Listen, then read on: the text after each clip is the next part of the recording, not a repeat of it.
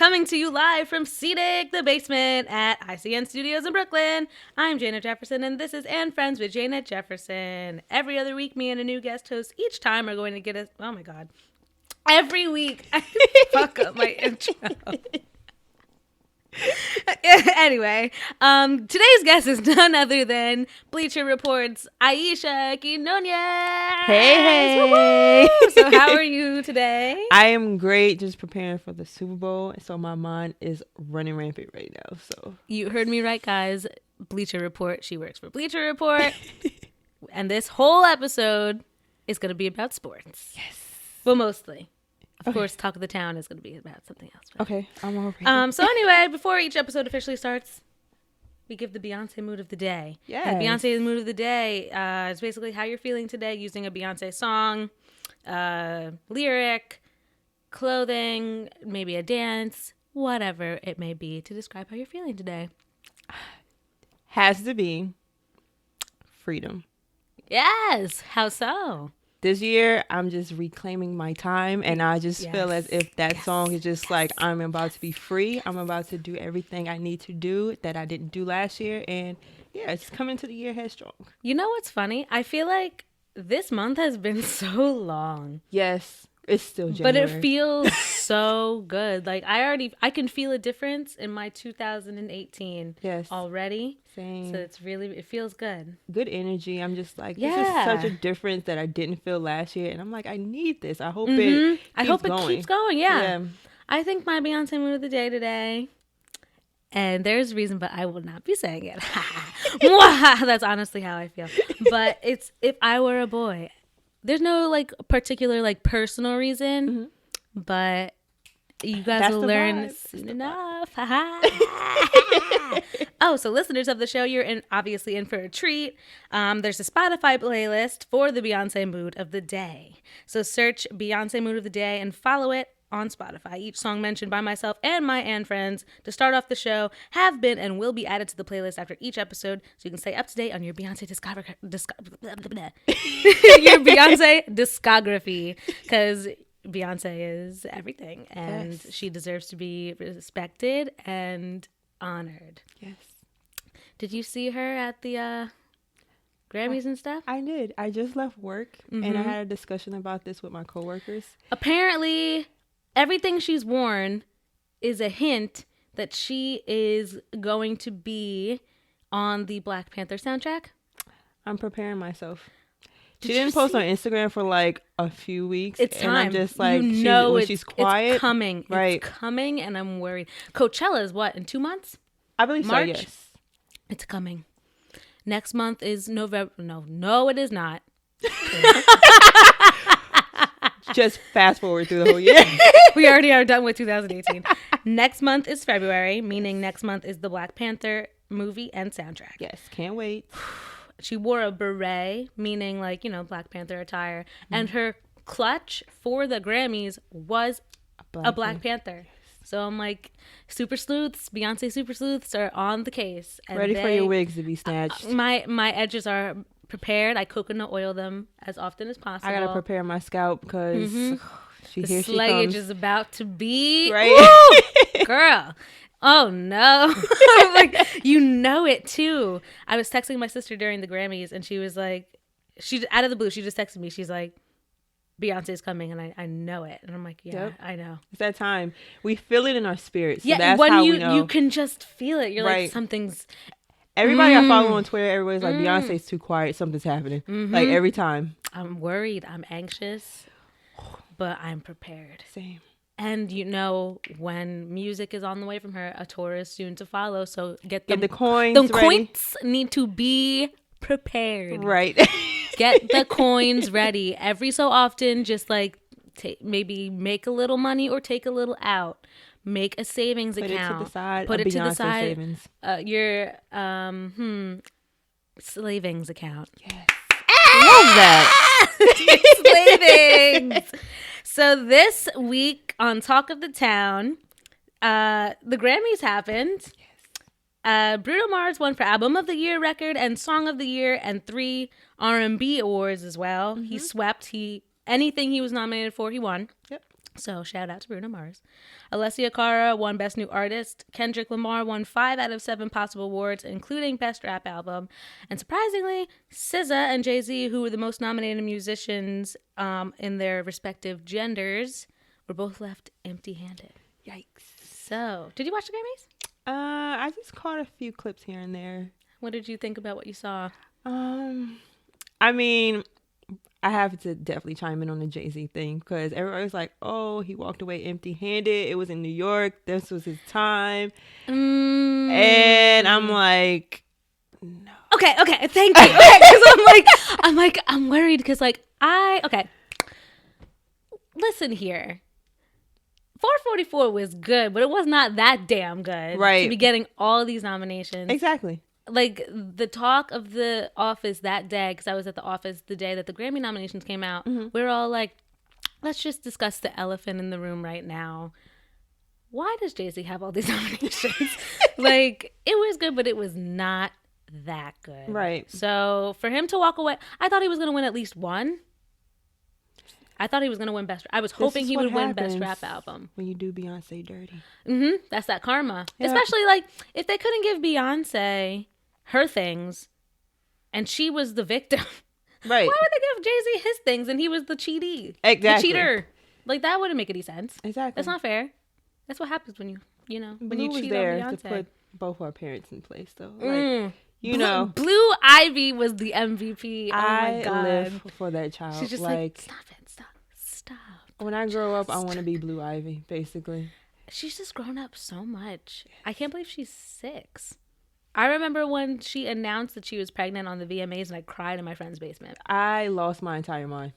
Oh my God. I wasn't ready. Still I was an iconic moment because she opened up her jacket and I'm just like, damn, she threw her microphone on the floor and then she just starts rubbing her stomach and I bawl my eyes out. I have never been overcome with such emotion in my life. Yes.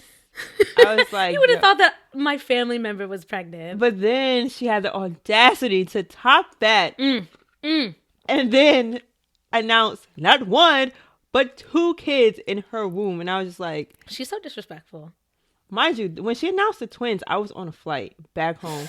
And it took everything in me to be like, oh my gosh, we have to have an emergency landing because I cannot deal right now. And like, thankfully, the plane had Wi-Fi that was working. Oh, good. And that's how I saw the picture. And my friend was texting me like while I was on the flight. She was like, Aisha, did you see this? Beyonce is having to. I was like, I am trying to be calm because I am on a flight and you are not helping right now. And I was, oh my gosh, if you could just imagine. I was like, I need to hurry up and get home. Anytime any of that kind of stuff happens, I just I don't know how to act. Like, I remember my sister had texted me when Beyonce was pregnant with the twins. And I'm just like, no, she's not. And she's like, go on Instagram, like in like all caps. And I'm like, oh my God, wow, she is pregnant. I can't. I really can't. But yeah, I wouldn't call Jay-Z's losses a snub, to be honest with you, because it wasn't that great. Right. It was good, but I feel like people would be like, I feel like just because he's Jay-Z doesn't mean he has to win. Exactly. The legacy is not going to be touched regardless. He's Jay-Z. He's done a lot for the hip-hop community. It just wasn't Grammy worthy, considering the fact that he's up against Kendrick? Right. Come on. Exactly. That right there in itself, like, come on. Kendrick, after that just says enough right there. So, like the fact, Jay-Z's done a lot for the community, and the fact that he was able to still put out an album that resonated with so many people in this day and age, when he's like a lot older than a lot of rappers right now. Right. That's awesome. It says a lot about his legacy, and it says a lot about his skills as a musician. But it was not that damn good. But people were still very upset that Bruno Mars won for Album of the Year. Yeah. I'm happy for Bruno Mars. A lot of people love Bruno Mars. I enjoy him a lot. For me, I said this on a couple episodes ago. I said if Kendrick Lamar does not win, the only other person I would be fine with winning is Bruno Mars. Because I loved Lord's album and I loved Donald Glover's album, but Let's be real. As a whole, like the whole presentation of his album, like Bruno Mars, he well put together, well constructed. And even when he like won his award, he said all he wanted to do was just unite people through feel good music during these difficult times. And I think he did that. Yeah. I actually wrote something down. Uh-oh. It's called How the Grammys Work. Per Grammy.com, eligible voters can vote in the 4 general field categories and up to 15 additional award categories based on the areas and genres of expertise, although they can really vote for whatever they want. So you can be like a hip-hop person and still be able to be like, oh, I'm going to vote for this jazz song. That's like a little, it's not going to happen. So that's like tier 1. Yeah.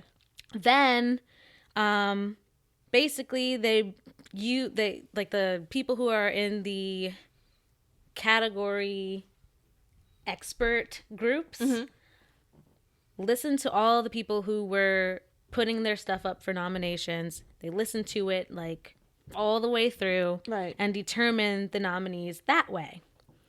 That's tier 2. So then we have our nominees. Yeah. So the nominees are basically just like the experts grouping of the best representations of those genres and those categories, it makes total sense. Then after that, another group of voting members, the Academy, consisting of music industry professionals such as singers, songwriters, engineers, producers, vote on the nominees. So the people who voted on the nominees the first time don't vote the second time. It's a completely different group of people. And the voting members have creative or technical credits on at least 6 commercially released tracks on a physical musical release or 12 on a digital release. They also have to have won a Grammy in the past. So they're voting for all of it, even though they might not know the nominees enough. Right. So the bigger names get more pull and a wider reach to different demographics, which is probably why Bruno Mars won. Right. So people, like, come on now. Okay. You got the breakdown. So this should make more sense. It should make more sense. So I wasn't butthurt by any of this because I, like, get it. Right. So basically, like, not everyone knows Kendrick. Not everyone knows SZA. Not everyone knows Donald Glover, Childish Gambino. Household names are going to get a lot more pull. And that also means that we're going to get, like, really good music from Kendrick because he didn't win again. So it's like, I feel like every time he doesn't win, he just comes back stronger. So Fire's I'm like, back. Got some heat. Basically, like, the Grammys are not a popularity contest, but at the same time, they kind of are. Yeah. It's, like, low key. But keeping that particular criteria in mind, the people eligible to select the winners in the category are also probably older than the demographic they are voting on. Right. So, like, the kids love Khalid. Did you notice that? Like, kids love Khalid. Yeah, picking up on that. But, like, older people probably don't know who Khalid is. Definitely not. So obviously they're not going to place their bet on him. But if they're like, oh, look, Bruno Mars, I know him. My kids know him too. Like, it's obviously going to be a vote for them. Exactly. Yeah. Plus, like, if you're voting for someone in the genre that you're not usually, like, privy to, that probably makes it a lot harder too. So you're going to, like, vote for, like, a bigger name artist. So it's like if you're a country expert and you're in the Academy and you're voting for, like, rock, say, Paramore. Imagine if Paramore. So, like, say Paramore got nominated for a Grammy. I'm sorry, that's not supposed to be funny, but I shouldn't be laughing. That's not fair. But anyway, so say Paramore got nominated for a Grammy, and someone who's, like, in a country, like, mindset is like, oh, I know Paramore. They're probably going to be more inclined to vote for Paramore. Right. That's kind of like, it's kind of what basically happens here. True. So I feel like since Bruno Mars touched upon, like, he had crossover success.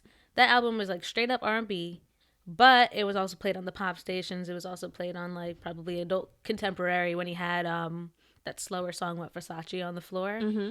He's hitting all the markers that he needs to hit. Yep. So everyone can hear that music and be like, oh, I know Bruno Mars and I'm going to vote for him if they're in the Academy. Right. So that's how that works. Moving on to how Best New Artist works, because a lot of people were very upset about that. Yes. Were you one of them? Kind of, sort of, but not really, because I'm just like, ever seen that meme where it's like disappointed but not surprised? Yeah, that's how I felt about it. Because I was just like, yeah, not surprised to see. But it's just that the artist that won, I get people were mad. It was like, she came out like 2015 and stuff like that. And I'm just like, well, I got a little bit of a write-up about that. I'm going to read this word for word. Per Vox.com. Here we go. You don't have to be a totally unheard of artist to be nominated here. The award says it's someone who, quote unquote, first establishes the public identity of that artist or an established group as a performer. Mm-hmm. The fact that Alessia Cara started charting in 2015 has nothing to do with the fact that she's won this year. Her standout year, without question, was 2017. She had songs that charted at numbers 8, 7, and 3. Plus, look at her reach. Look at her versatility. And look at the messages she's eliciting. She was in an electronic song. She did a pop song. And she was technically in a hip-hop song. She's covered all the bases. And this was a deserved win, whether you like it or not. I said this a couple episodes ago. Like the same episode that I talked about. Like if Kendrick didn't win, I'm fine if Bruno won. Mm-hmm. I knew Alessia Cara was going to win from the jump. First of all, she was on what is it? Billboard always has like a magazine that they put out like an issue they always put out right before the Grammy nominations of who they think is going to be Best New Artist. Right. So in 2016, they put out the cover, and on the cover was Chance the Rapper, who got nominated and won. Mm-hmm. And he also came out in 2012 and he won in 2017, but no one was mad about that. But I digress. And then Maren Morris, who was also nominated that year. And then Alessia Cara was on the cover. She did not get nominated that year. See? So people be saying that SZA been snubbed, but Alessia has been snubbed for 2 years. It was her time. And honestly, she had such a strong 2017. And people who were like, oh no, she doesn't represent the culture. And I'm like, what culture are you? You're only thinking about your culture? You're only thinking about hip hop culture? And the Grammys is a wider audience. It's a much wider audience than culture. Just our culture. Right. And people need to understand that. Oh, it pisses me off. There are people like, nah. That's why, like, did you see Alessia Cara had to defend herself on her Instagram page? Yep. That was some crap. Yeah. That girl is 21 years old and she's just trying to celebrate her success. Yep. And she's like, this isn't fair to me, but I just felt so bad for her. Yeah. That was not fair at all. She had to turn off her comments. Put a damper on her whole moment. Mm-hmm. It's not her fault that she won something. Right. God forbid. Can she enjoy the moment? Like, can she let her live? Mm-hmm. So what else I wrote on this? Oh, yeah. And SZA also came out like early, too. She came out in what? 2012, My point 2013? exactly. And I was like, you guys forget that SZA has been out as well. So. Lil Uzi Vert has like 4 mixtapes. See? The only person who was new was Khalid.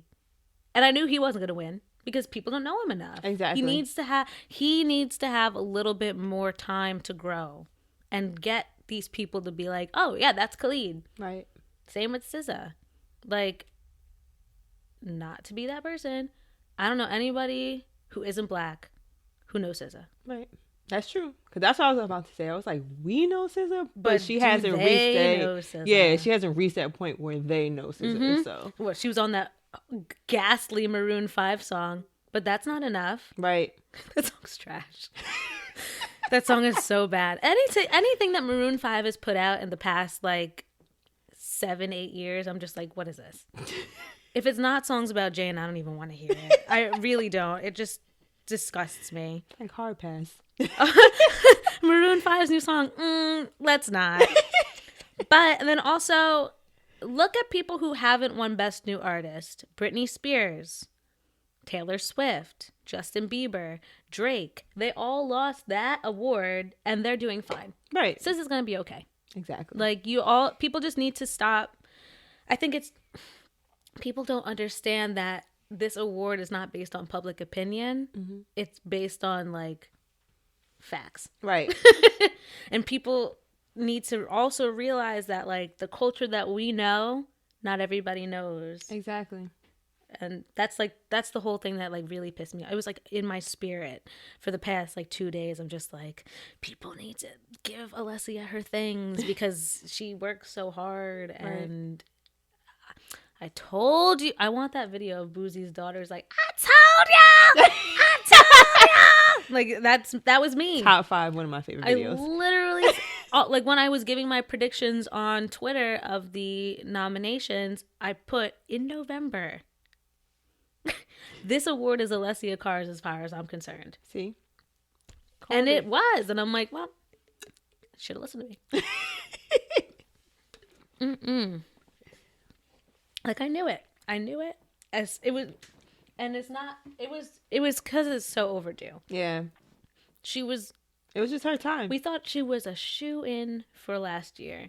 And she got nary nominations. So she's just like, oh, let me turn up the volume. Right. Do what I gotta do. Mm-hmm. So I could get this award. Alessia. You know, that was definitely her. She was just like, you know what? No more Mrs. Nice Girl. Right. I'm going to wild out. Yep. And what did she do? That girl had 3 top 10 singles. She did what she had to do. In a pop song, in an electronic song, in a hip-hop song. It does not matter that her album came out when it did. It matters that she wilded the fuck out in 2017 and people were like, whoa, who is that? Alessia Cara did her thing. Yep. And I'm like, you go, girl. Yep. But that's basically the Grammys. I was pleased with the night. I'm sorry you guys weren't, but you can stay mad about it. Whatever. Did I have any other? Oh, I got that. Now we'll be on sports. A quick FU before we get into the interview portion. A quick FU to USA Gymnastics. I'm disgusted about everything I'm hearing.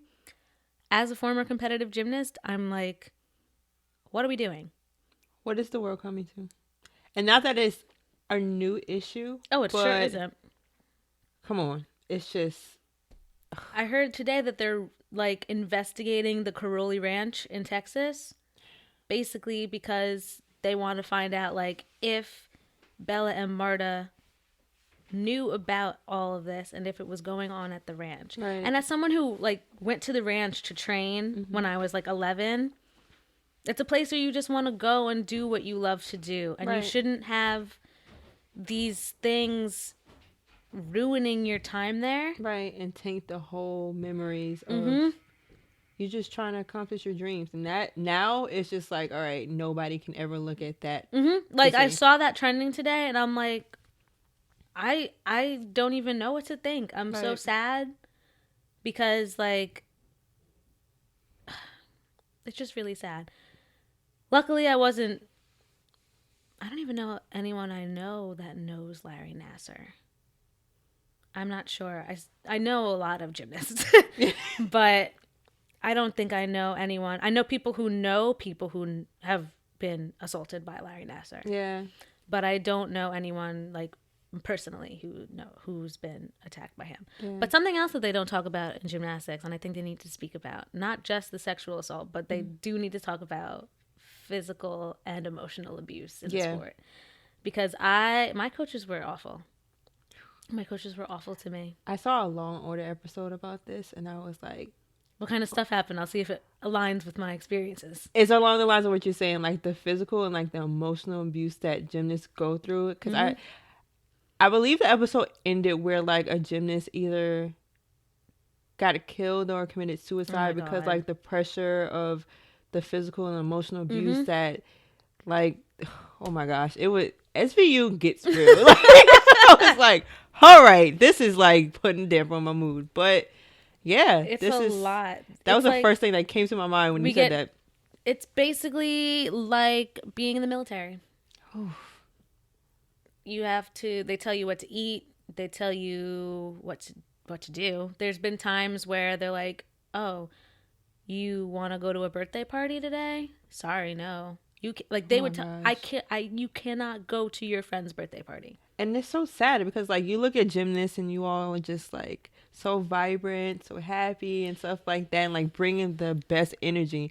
And it's like we like people like me can't even imagine like the stuff you all like go the through outside looking in. People Right. are just like, oh no, like gymnasts are so sweet and they're so kind and feisty and yeah, but like there's a lot of stuff that goes through that we go through so much. Like my coaches have called me stupid.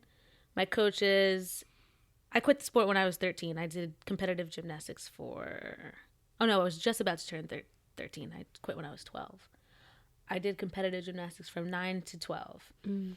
What have they said I was stupid.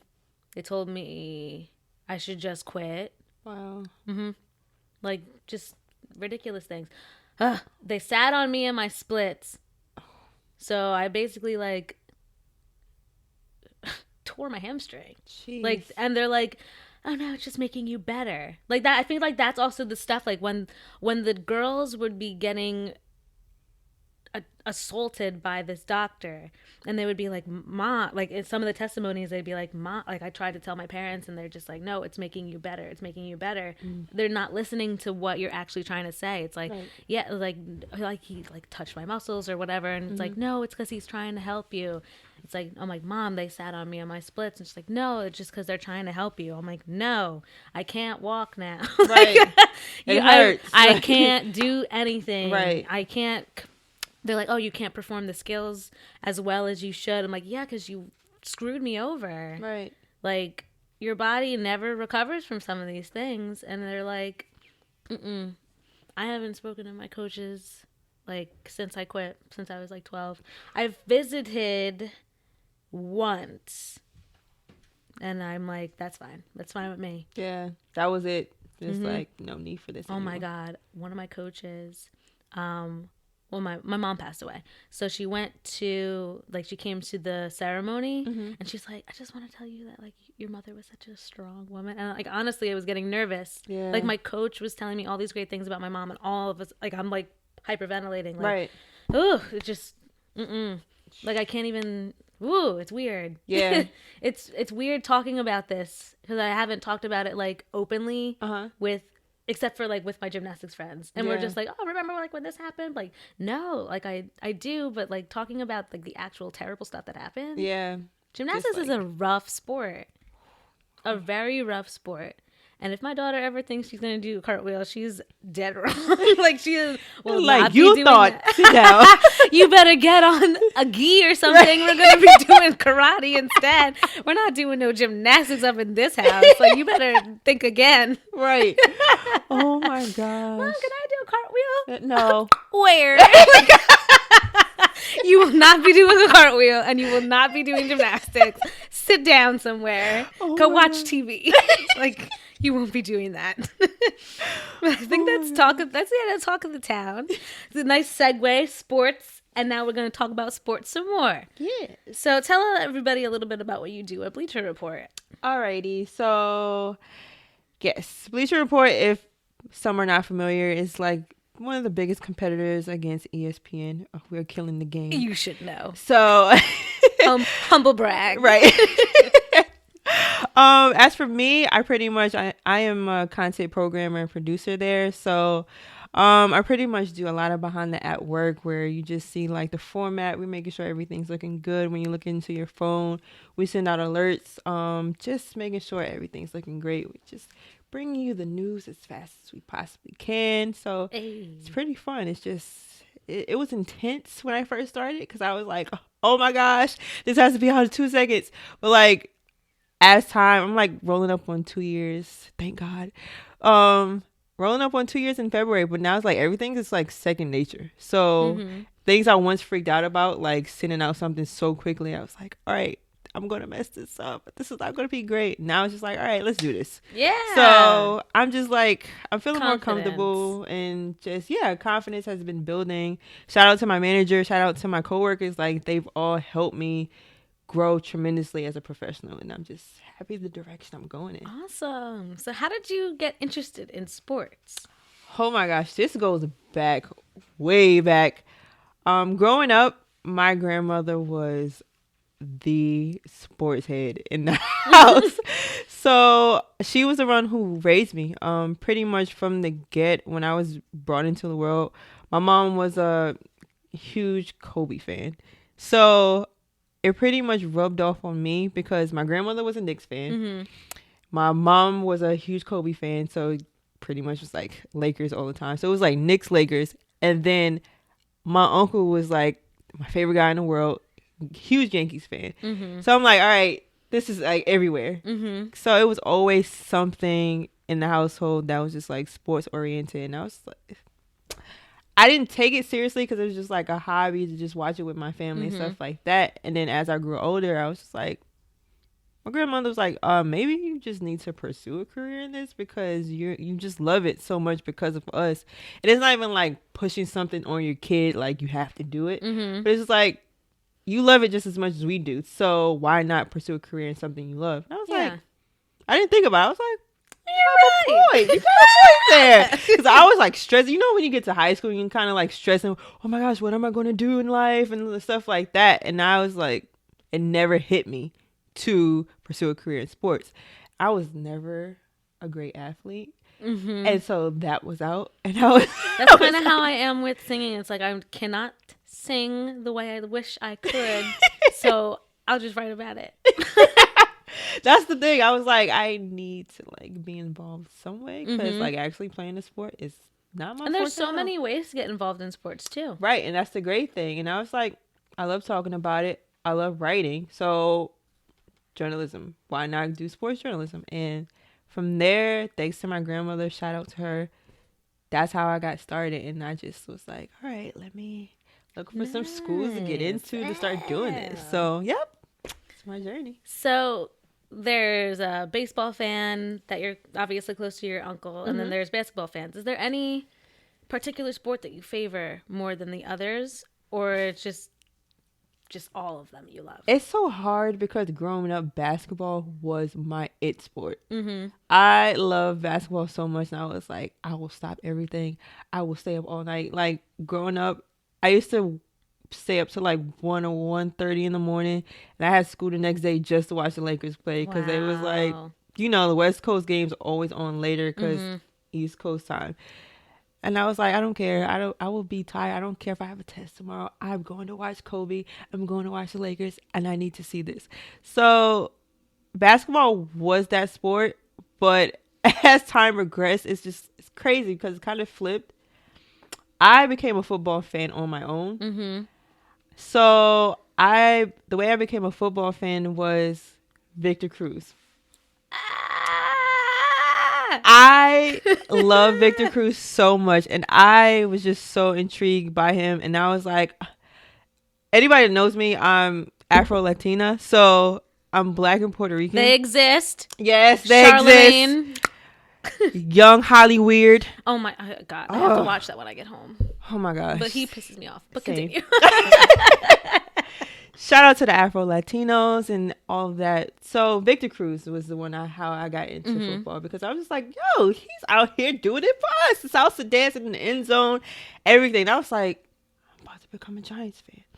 So yeah, ever since then, the first time I seen Victor Cruz, he was like the hometown hero for us, like from Jersey.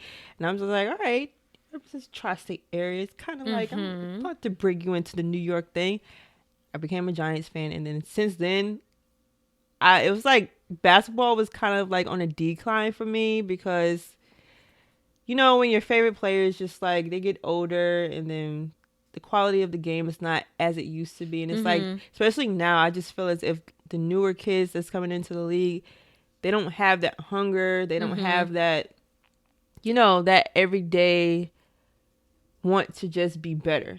Like Kobe's my favorite. And I'm just like, that guy's work ethic was out of this world. And I just cannot get with how kids are just content with being paid and just like, oh, I was thinking that like maybe they just wanted to be like, I'm a basketball player. Right. They'd be like, oh, I made it. I'm in the league. I don't have to do the bare minimum. And it's just like, they're just there. That's a shame. So that's how I feel about basketball now. So it flipped. I was a huge basketball fan, but now it's like football is has taken over since then. Like, but then baseball is like in the middle. Because like I'm a Yankees fan, so it's never really a downtime for the Yankees. It's like, all right, I'm ready for that next championship. So, yeah. It'll come to us again. Yes, that's the only New York team I have faith in.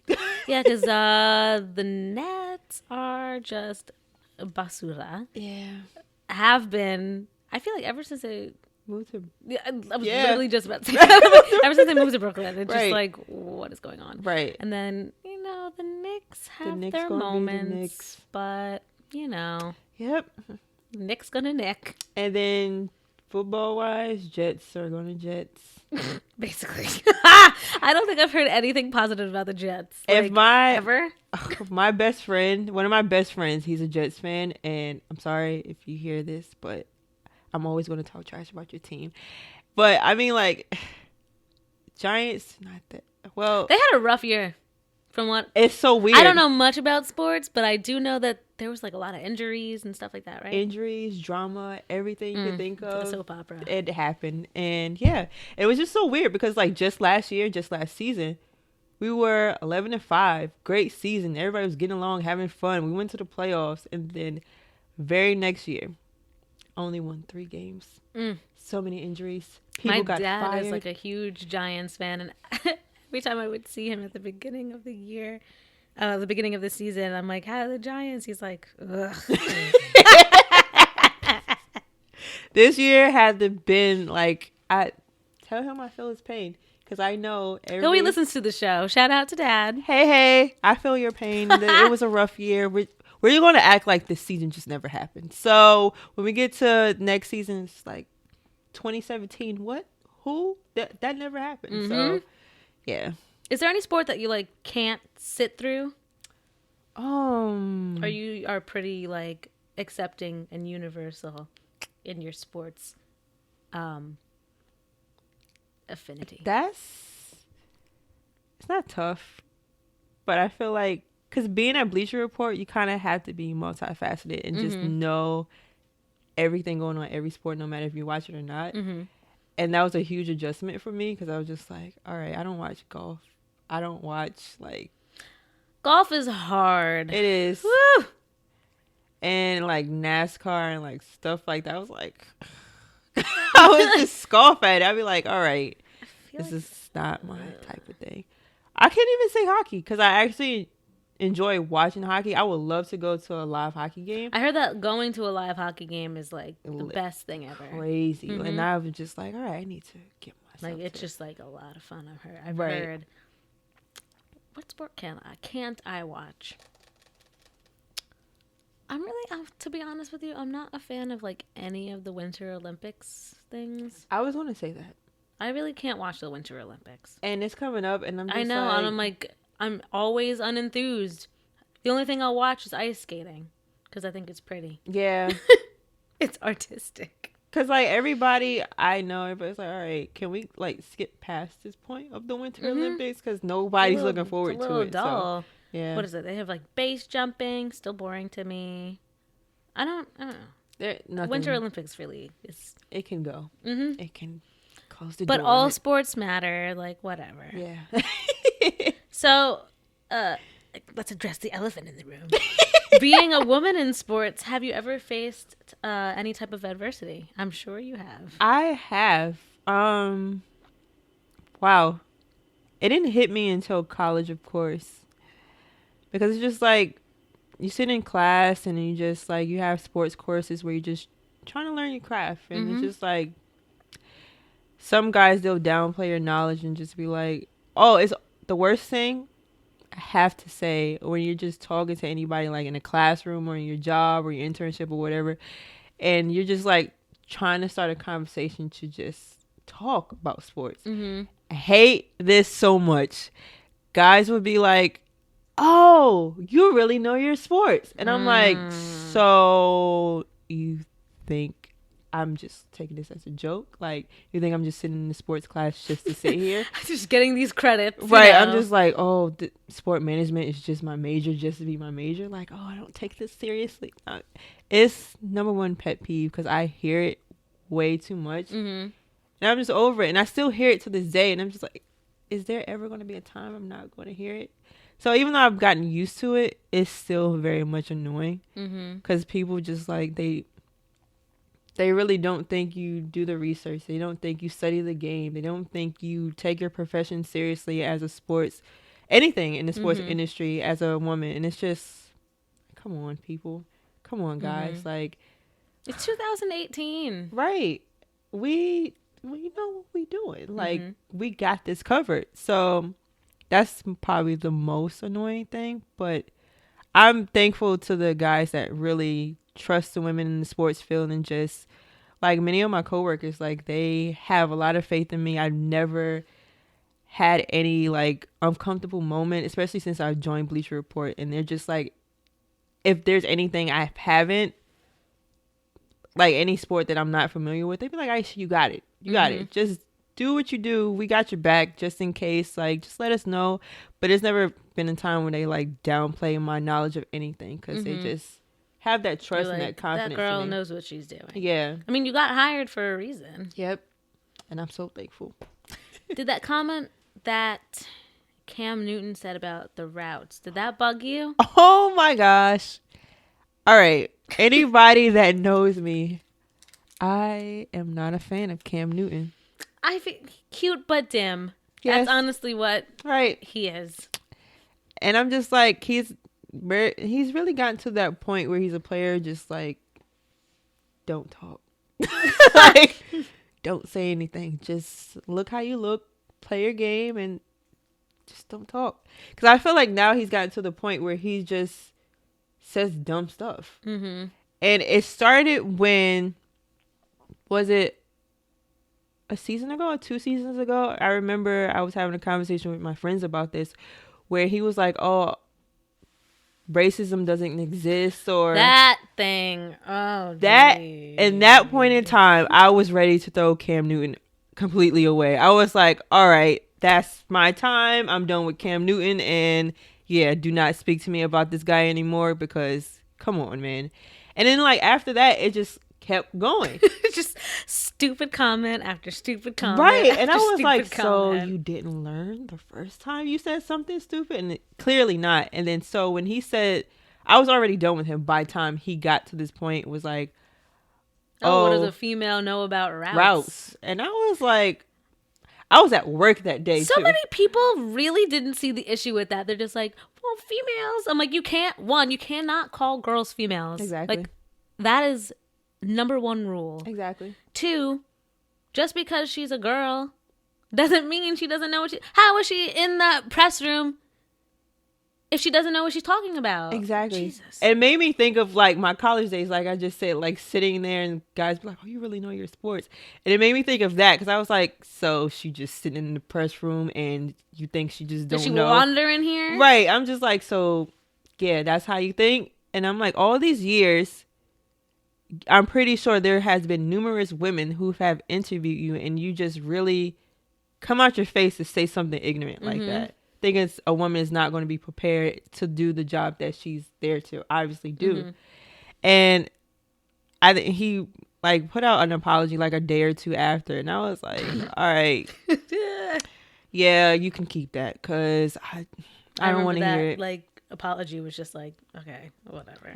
Clearly. Then of course, the internet just can't let people be upset for legitimate reasons. They're like, well, she was a racist. I'm like, bitch, leave her alone. Yeah. Like, this is not about, oh my God, people are just. And that's a whole situation just turned from bad to worse, because they was like, oh, we digged up dirt for her old tweets and she was racist. People love to do that.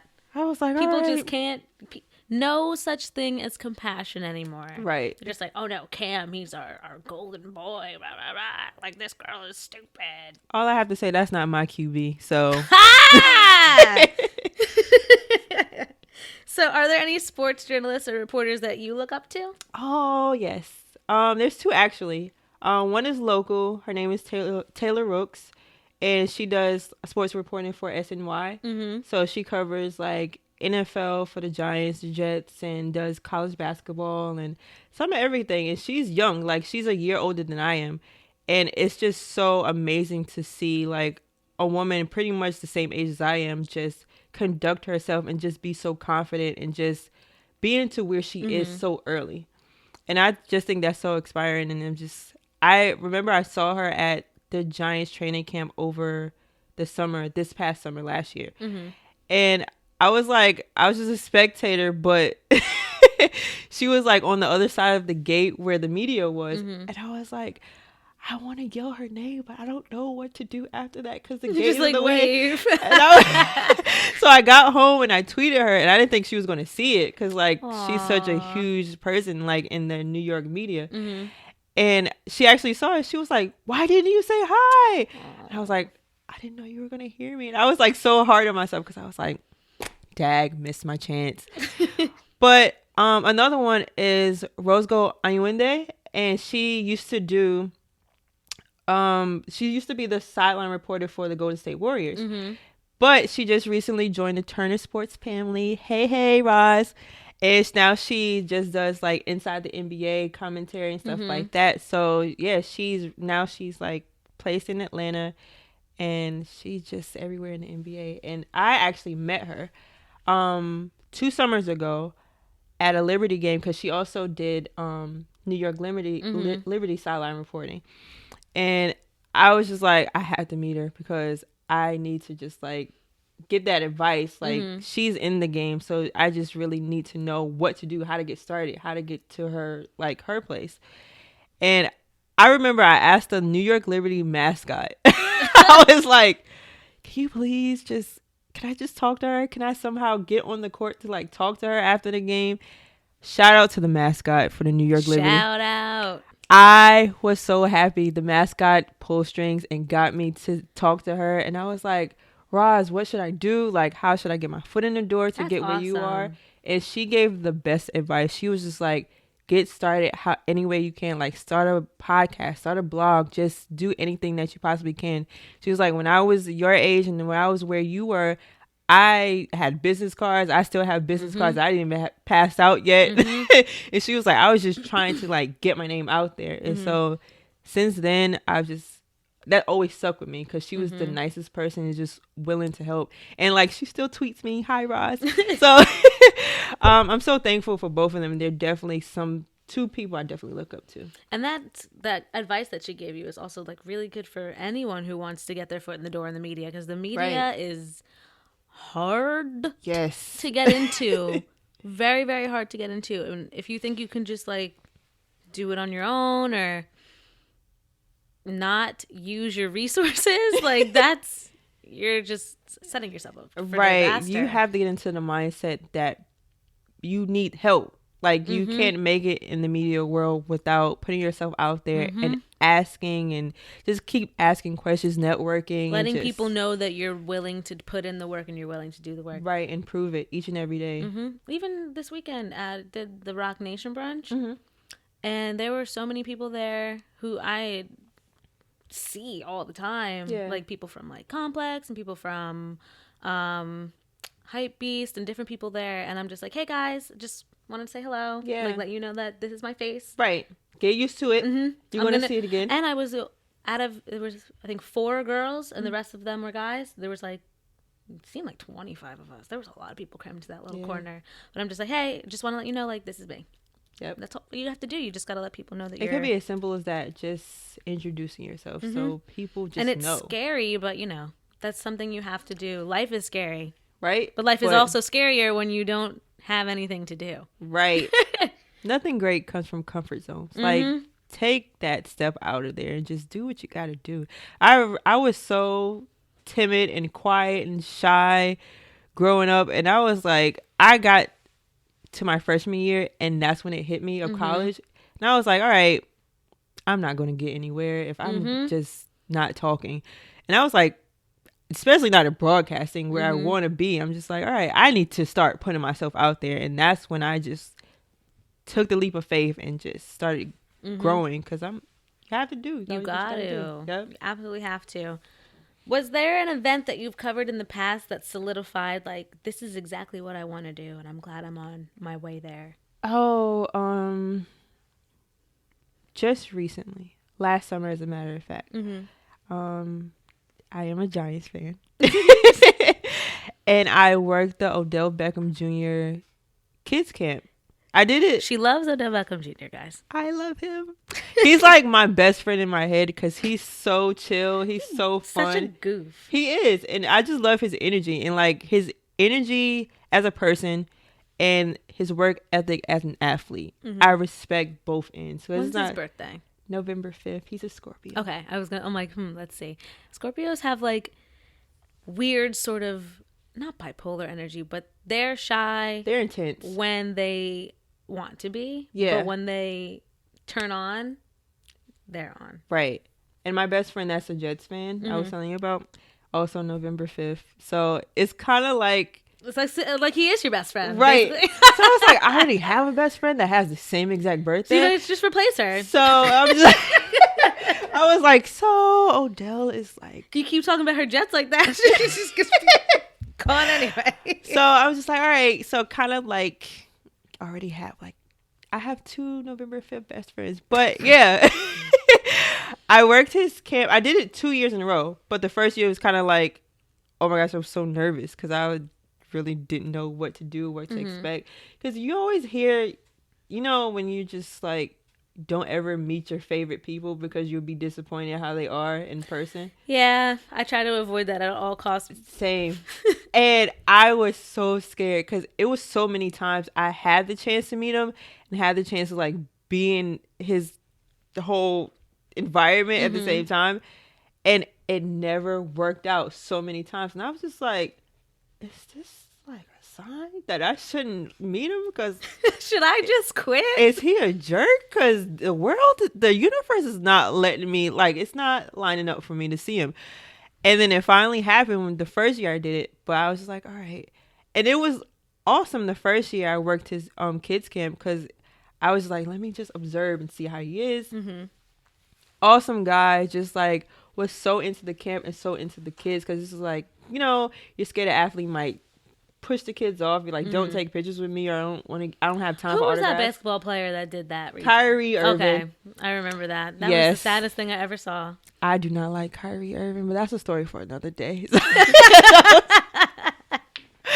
Well, Odell was awesome. He is just so engaged with the kids. He's just, and it's nothing forced. Like, I can genuinely say, like, his energy, not because he's my favorite, but like his energy is just so flowing. Like, it's just nothing is extra about it. Nothing's like, all right, he's putting on an act or something like that.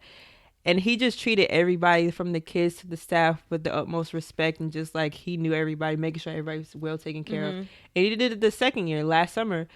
And that's when I was like more up close and personal and just got more into the camp with him. And I was like, this is what I want to do in life, because he just made it greater. And so all the times it never worked out where I saw him, that made it worth it, because he was not a jerk and he was consistent. Like the first year I did it, and he was also the same person the second year. So, see, have you ever met someone like more than once and they're really cool the first time and then they switch up the second time and you're just like, hold on a second, who were like, you the first this time? was a completely different person than I'm used to meeting. This actually happened this weekend. I will not say the musician, but I've met this person once before and they were very nice. I met them this time and I'm just like, like, energy whoa, shift. Yeah. This is odd. But yeah, it's nice to hear that he's like consistently pleasant. Right. So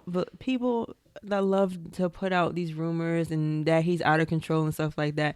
From my personal experience, I can say he's just cool, calm, collected kid that just loves to have fun. So, and he likes to dance, and you cannot knock anyone who likes to dance. Right. He always be dancing. Every video I see, I'm just a big ball of fun energy, and I love it. So funny. What other athletes are your favorites, and who are your least favorites? So Kobe, of course, childhood hero. Other childhood hero, Derek Jeter. Those two, Bay. I love those two. And it's perpetual Bay. Crazy because Kobe and Derek Jeter's careers panned out so similar. Like, spent their careers with the same team, played 20 years, came into the league like the same year, both ended up with 5 championships. And I'm just like, They're the same person. Pretty much the same person. And their work ethic is just something. Anytime I say any favorite athlete is because of their work ethic. I admire so much because it's just like they have so much self-discipline and self-control as to who they are as a person and how it translates into their professional career. And it's just so admirable. I'm so glad that I grew up watching them both, because if I were to grow up like around this time now, who will we watch? Lonzo Ball? Right. And I'm just like, LeBron is probably the last bit of somebody people could look up to and have like a solid. I feel like it's because he grew up seeing some of these greats, like MJ and Kobe and all these people who like not only played the game really well, but were just like stand up people and stand out athletes. Right. So LeBron is the only hope for this generation. I feel like if I saw LeBron James in person, I would cry, and I don't know why. He's just really special. Yeah, and he's big. And he's really big. I'll be intimidated. Like, hi. People don't realize how big basketball players actually are. Right. Like when you're next to a basketball player, you're just like, oh my god. Yeah. Whoa. It was like that when I was working for the women's basketball team at St. John's. So they were always with the men's basketball team. And locker rooms, like, everything was pretty much conjoined together. And it was just like, anytime I would show up to work and had to walk past the men's basketball team, I'm only 5'4". So imagine that every day, walking past guys is like 6'7", and just towering over. 7'2". Right. And I'm just like, hi, have a nice day. I was so intimidated because I'm like, you're about to stomp over me.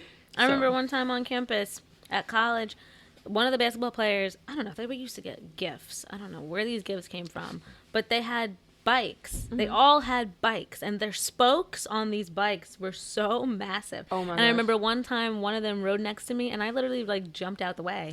These spokes were bigger than me. I'm like, this is Clear the insane. way. They Save were your so life. big. It was really scary. Oh my gosh. Any athletes that you don't like besides Kyrie Irving? Oh my gosh. Is there any athletes I don't like? I would have to say, as a whole, if I couldn't choose an athlete, I have teams I hate. Oh, okay. Which ones do you hate? Red Sox. I hate the Red Sox. Well, of course. That's of course. a given. I don't have any respect for any team that comes out of Boston. Therefore, I hate the Patriots as well. But we will get to that in a second, girl. We will get to that in a second. So everybody should kind of know how I feel about your Super Bowl. So how do you feel about the Celtics, though? But because they're really good this year. I've gotten to the point where I respect the Celtics. Growing up, I hated the Celtics because, of course, I was a Lakers fan. But as time passed, it's kind of like I miss those memories so much to the point now I respect what the rivalry was.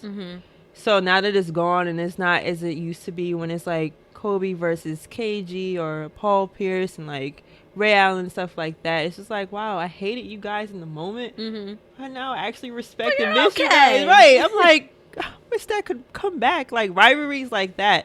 So, but I don't ever think I could ever come to respect the Red Sox. Like, I hate them so much. So, yeah, I mean, but athlete, I probably don't like Kyrie Irving. That's the only one that could. I just ever get like a feeling that it just doesn't. I don't know. I never got a good feeling about Kyrie. Don't get me wrong. He's an awesome player. Like, I respect his game. I enjoy watching him play. But as a person, there's just something about Kyrie Irving that just never sat well with me. And it's just different things. Like, that whole Earth is flat thing was just dumb. I was like, all right, this guy. But even before that, it's just, I never really liked his energy. And, like, even though people would be like now, oh, he made such a big uproar about wanting to get traded from the Cavaliers and stuff like that. But everything going on with the Cavaliers, people are like, oh, now it makes sense as to why Kyrie wanted to leave. But, like, even then, I don't think a lot of things were rumors. We don't, of course, we don't know for sure what happened that ended up him getting traded. But I'm just like, half the stuff I hear, I wouldn't even be surprised because Kyrie just sometimes gives off that energy, just like, I'm not with this. If it's not going my way, then I'm just like, deuces. Whatever. Right. So yeah, that's pretty much athlete at the moment I don't like. So let's talk about the Super Bowl. Yes. It's coming up on Sunday. Yeah. Super Bowl Sunday, obviously. Someone asked me today at the office, when is the Super Bowl? I'm like, Sunday. She's like, oh, is it? I'm like, yeah, Super Bowl Sunday. The usual, the tradition. You know, that's, you know, what they call it. Right. What are your predictions? Okay, first and foremost, I hate both teams. Woo! Whew. So Who are you rooting for then? You're just gonna watch? I have to for work purposes. Mm-hmm. So yeah, that was the only reason, because before even knowing my work schedule for that day, I told everybody at work, I was like, I'm going to act like this Super Bowl does not exist. So building up to it, before we even got to the point where we knew it was going to be Eagles versus Patriots, I was rooting so hard for the Jacksonville Jaguars, because first of all, Jalen Ramsey is my good sis. I love him so much. Anybody that knows me knows how much I talk about Jalen Ramsey. It even got to the point where my manager, like, I have meetings with my manager. He's like, you really talk about Jalen Ramsey a little bit too much. I was like, you don't understand the sassiness. Like, I live for a Jalen Ramsey interview because he's going to give you all the sass that you need for the week. Where is he from? He is from, wow, where is he from? Somewhere from the South, I believe. Oh, well, that'll do it. Yep. And I just, oh my gosh, I just live for his interviews. And he's an awesome player, but I'm just like, can the game be over? I just want to hear him talk. So I was rooting for the Jaguars primarily for him, because I was like, the longer the Jaguars are in the playoffs, The more interviews the we more, get. right? Exactly. I was like, the more sassiness, everything. And that got cut short because Patriots beat them. And so on the other end, I was rooting for the Vikings to beat the Eagles. And one of my closest friends, That would have been nice, so they could play, like, you know, something different, like, right in there. They could just, like, right, put on a coat and walk out. exactly. I was like, see, it was set up for the Vikings. Just go home, and that could have been like the perfect story. They ruined it for themselves. So I was like, all right, so y'all really going to set me up, and it's going to be Patriots versus Eagles. I tried not to speak that into existence, and it happened. And I was like, so the team I hate versus the team I hate. This is not happening. Like, I was like, I refuse to acknowledge this is the Super Bowl matchup. And then, yeah, and one of my closest friends that I was roommates with my senior year at St. John's, she's an Eagles fan. Oh. So it was very interesting. Like, for the past 3 years we've been friends. Just imagine our friendship during football season. Like, I love her so much, but I'm just like, I'm like, have like a hiatus. Yeah. So it's got to the point where I was waiting for the Eagles to get eliminated, honestly. I was like, oh, I'm going to let you slide. I'm going to let you be happy now. No, they're not going to make it far. Of course, I had to eat crow. All the way. They made it all the way to the Super Bowl. So I'm like, all right, so Samantha, I'm going to block you. I was like, I'm going to block you on my phone, on all social media, because you're going to be out of control. So I don't want to hear it. I was like, I don't want to do it. But funny thing is, a lot of my coworkers, majority of my coworkers are Patriots fans. They're from the Boston area. And they're just like, and I have one coworker in particular who always gives me the same spiel every year, especially last year where I started a Bleacher Report. And he was like, Aisha, you actually want to root for the Patriots. And I was like, why would I want to do that? And he was like, just think about it. You're a Giants fan. You're the only team that has ever beat us in the Super Bowl. Do you want to share that title with another team? Don't you just want to be the only team that has beat us? And I was like, oh, you have a point. I was like, I don't want to share that title. He was like, so especially this year, he was like, all right, I'm going to give you the same speech. You already know what I'm about to tell you. And I was like, yes, I know. Go for the Patriots because I only want the Giants to be the one. He was like, yeah. And especially because you hate the Eagles and you definitely don't want to share that record with them. And I was like, yeah. Like, I really a little, don't. like, I understand where you're coming from. Yeah. I'm going to root for the Eagles because I'm just tired of seeing Tom Brady win. That's how I feel. How are you, what is he, a quarterback? Yep. One of the best quarterbacks of all time, and you're still going to be out here cheating? Right. Are you kidding me? That whole thing, I'm still like baffled by that. Right. How are you as good as you are and you're still resorting to cheating? I can't. I am not one to talk about sports. I'm not one to talk about football in particular. It's funny because I danced on my dance team in high school. We danced at the football games. I'm like, I don't get football. But I do know that cheating is still wrong. How are you gonna cheat like that, dog? Like, and you're so good at what you do. That's what I'm like, for why? Like, why? Honestly, you're already beating everybody. Why is there the need to? You're the most like decorated football player like of all time. And you still out here cheating. Who's the only other like? I'm like, decorated? The only reason why I could see him cheating is if he was going against the Giants. And I'm like, we don't even go to the playoffs like that. So why do you feel the need to cheat still? I'm like, you're not going to meet the Giants. Like, it's just, how do you be cheating? And reason why I'm just like so anti-Patriots as well, because in my mind, I'm like, I feel like Trump is winning the election again. That's exactly what happened last year. Oh my God, last year, I'm just like, it just goes from bad to worse. Like, right. I remember what La La Land won all these awards. I'm like, awesome. And then like a week after, the Golden Globes was in early January last year, and La La Land won everything. And I'm like, this is like Trump's doing. I know. Right. Then a couple weeks later, the Patriots come back from that deficit and win. And I'm like, this is Trump's doing. I still hate the Falcons to this day. Let us all down.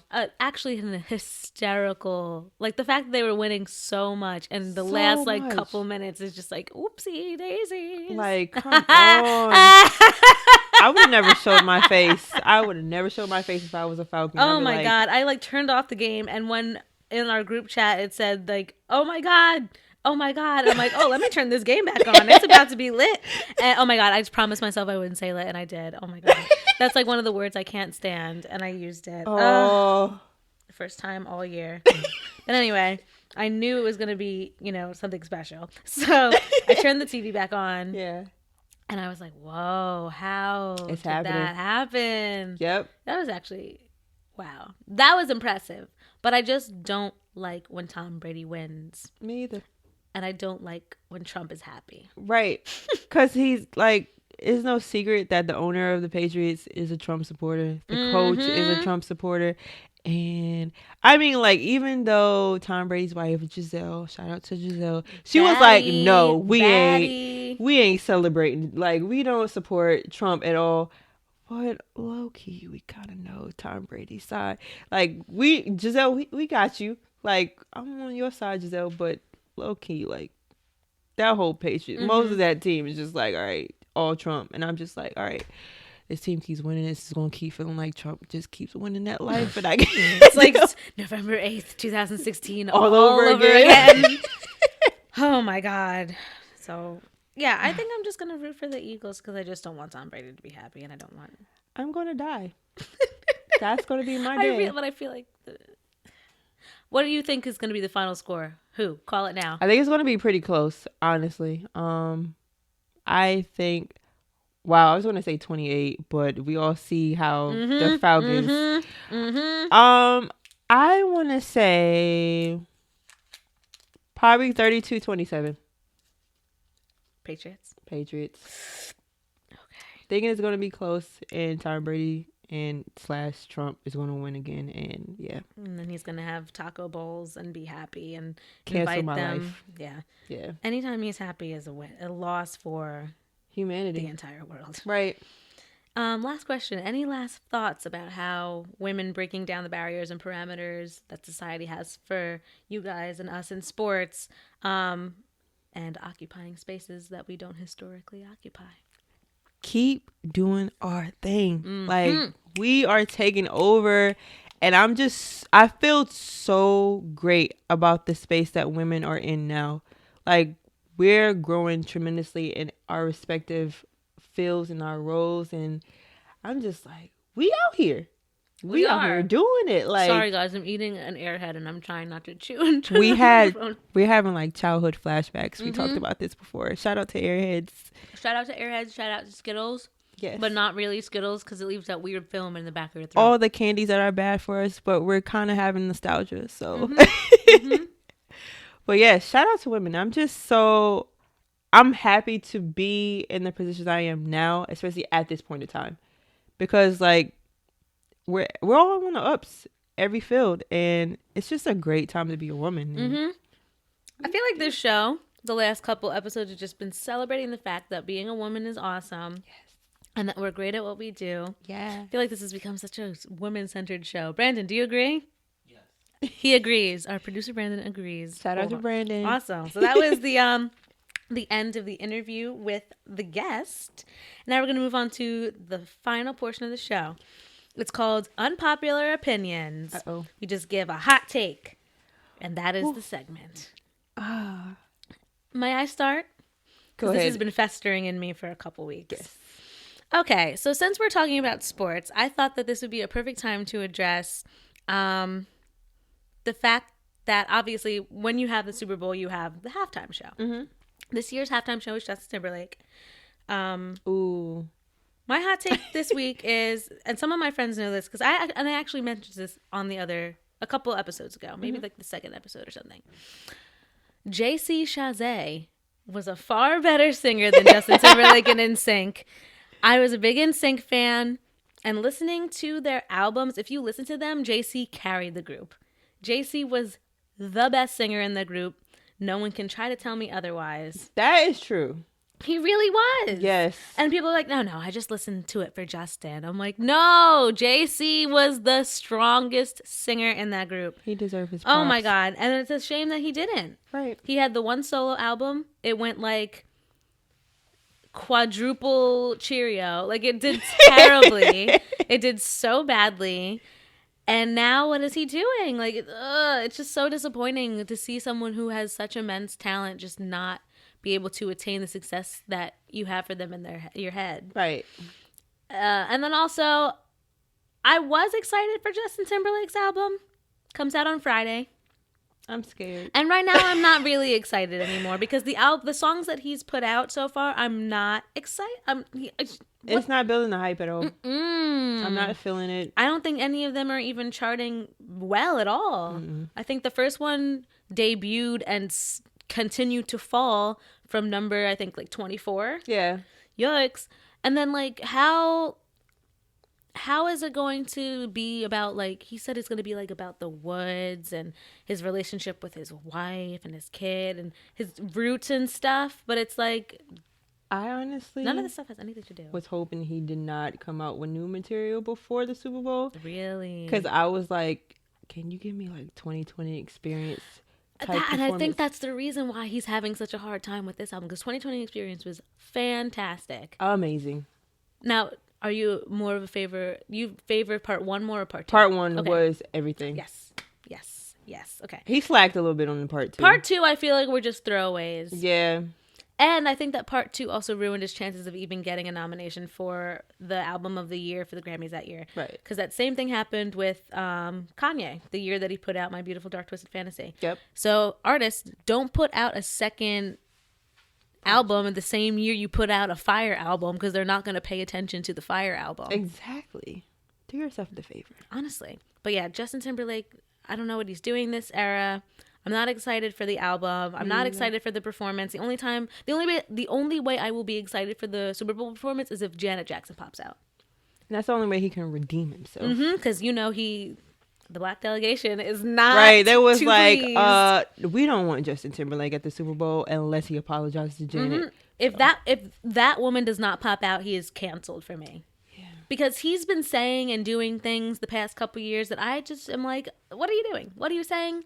I'm tired of. And I'm sad. Tired of this. Because I was so excited. I love Justin Timberlake. Same. And I was like, and I've always beat myself up because I missed the whole 2020 Experience tour. Oh, did you? Oh, and I never forgive myself for it. Was that the one that was on Netflix? Yeah. Okay, that was really, really good. And I was like, oh my gosh.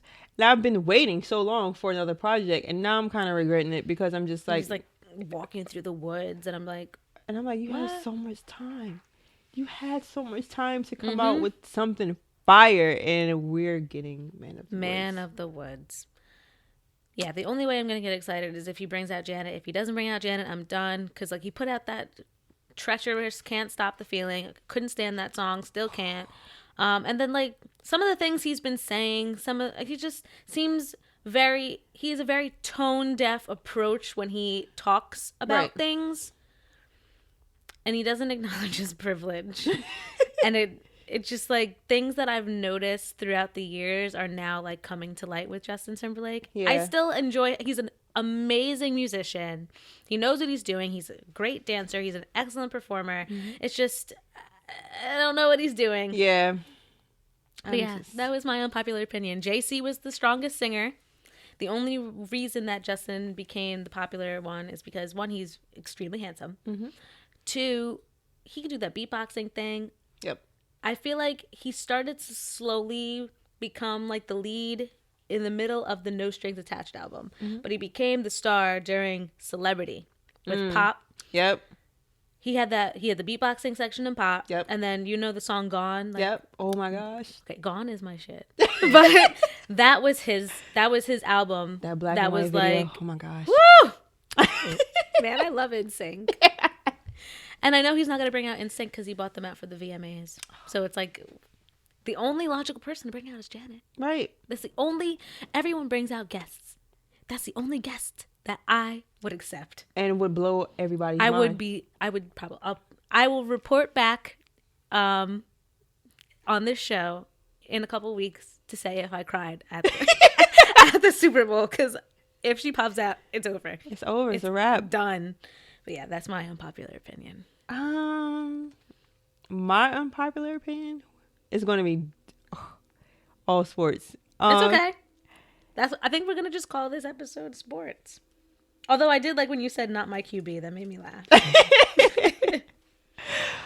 I am just going to be the most cliche of all cliches and say, even though the Giants went 3 and whatever, I'm not going to acknowledge the losses.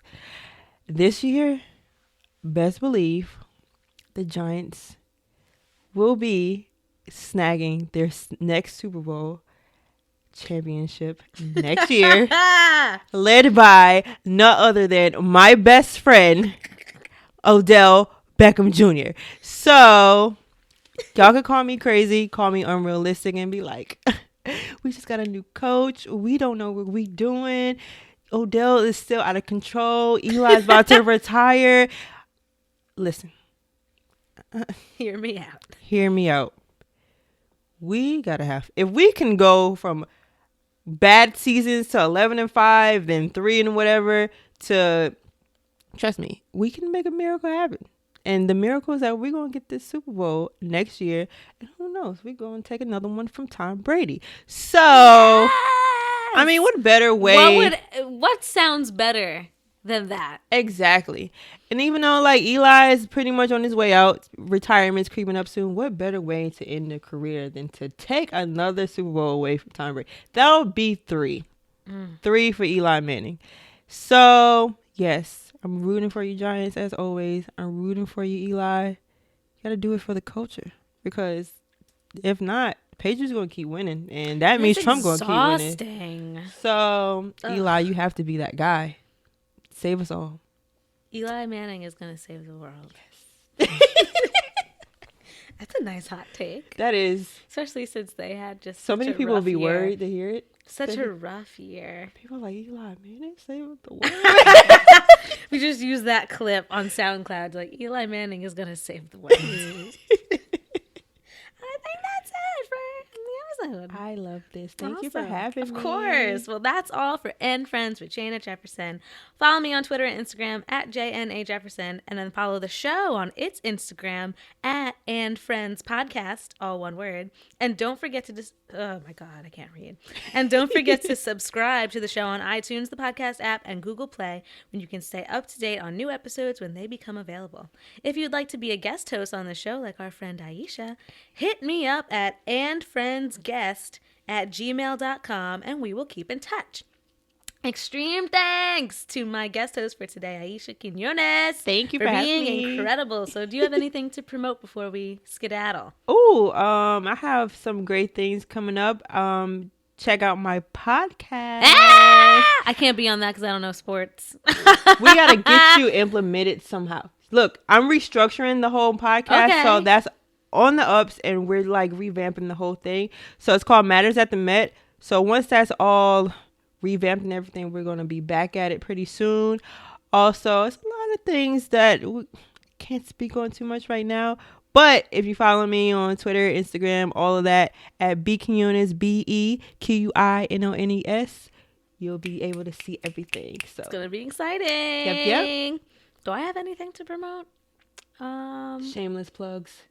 Besides my Instagram that I don't really check like that. Am I doing anything? No. I'm just working on a lot of pieces and trying not to rip my hair out. Yeah. Just stay insane. Yeah. Black History Month is coming up. Hey. So anyone can celebrate Black History Month because you can celebrate the people who were, here now, who are making things happen for the Black community, especially those who are saving Alabama. Yes. From a governor who is just the worst. So you, even if you're not Black, you can still celebrate Black people. Exactly. It's not relegated to just Black people celebrating Black people. Mm-hmm. Like everybody can celebrate us. Yeah. I mean, we are the greatest. We are the world. Exactly. So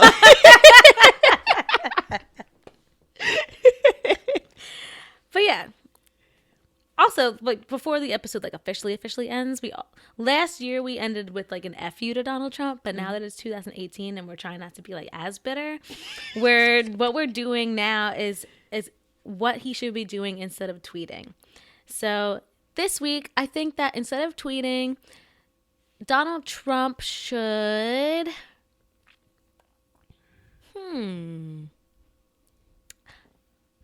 get a coloring book and like color a little bit. I think coloring is a really nice stress reliever.